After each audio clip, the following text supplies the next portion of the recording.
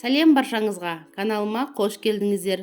Бүгін сіздермен салқын сусын мохито дайындаймыз. Ең алдымен бізге 3 тілім апельсин,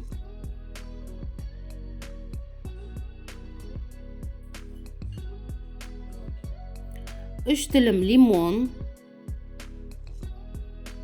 жалбыз жапырағы,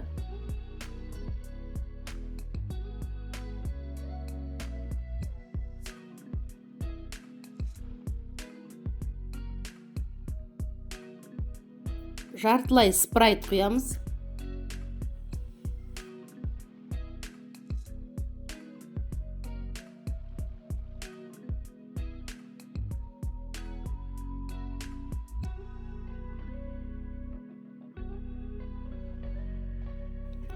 Мохитоға арналған сироп құямыз.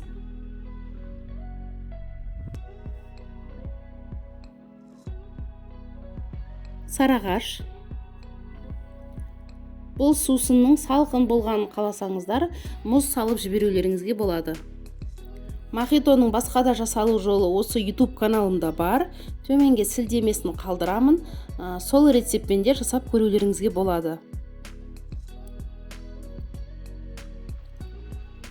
Неке қараңыздар, өте дәмді, салқын, сергітетін сусын.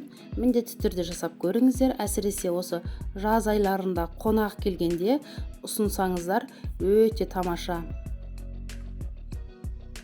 Видеоларым сіздерге ұнап жатса, төменге пікір қалдырып, лайк басып отырыңыздар.